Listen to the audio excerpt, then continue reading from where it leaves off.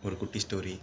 இந்த உலகத்தில் ஒரு குழந்த பிறந்து அந்த குழந்தைக்கு இதுதான் அம்மா, இதுதான் அப்பா, இவங்க தான் தாத்தா, இவங்க தான் பாட்டின்னு சொல்லிக் கொடுத்த பிறகு தமிழ் அ, ஆ, இ, ஈ, இங்கிலீஷில் ஏபிசிடி இதெல்லாம் சொல்லிக் கொடுத்து போய் ஸ்கூலில் சேர்த்து விட்டு 10th ஒரு நல்ல மார்க் வாங்கி 11th இருக்க 10 குரூப்பில் ஏதோ ஒரு குரூப் எடுத்து படித்து முடிச்சுட்டு காலேஜ் சேரலான்னு போகிறப்ப என்ன படிக்கிறேன்னு தெரிஞ்சவங்க தெரியாதவங்க சொந்தக்காரங்க சித்தப்பா பெரியப்பா எல்லாத்துலேயும் கேட்டு ஒரு முடிவு பண்ணி 3 வருஷமோ 4 வருஷமோ படித்து முடிச்சுட்டு எதுக்குடா நம்ம இதெல்லாம் பண்ணுறோம் அப்படின்னு யோசிக்கிறப்ப ஒரு வேலைக்கு போயிட்டு அங்கே கடைசியில் வெற்றி அப்படிங்கிற ஒரு இடத்துல காந்தி தாத்தா ஃபோட்டோ போட்ட ஒரு பேப்பரை கொடுப்பாங்க கட்டுக்கட்டாக.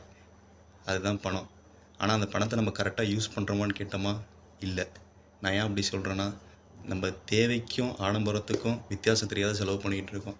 தேவைங்கிறது நான் உங்களுக்கு புரியும்.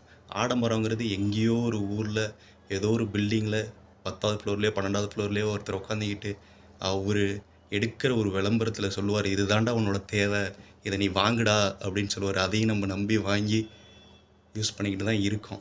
சரி, என்ன தாண்டா சொல்ல வர அப்படின்னு என்கிட்ட நீங்கள் கேட்டிங்கன்னா, அதாவது 1000 பேர் கூட இருந்தாலும் நமக்கு அந்த தைரியம் நம்பிக்கைலாம் கிடைக்காது.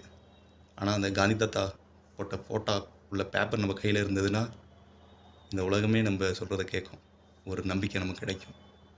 உங்களுக்கு புரியும்னு நினைக்கிறேன். பாய்.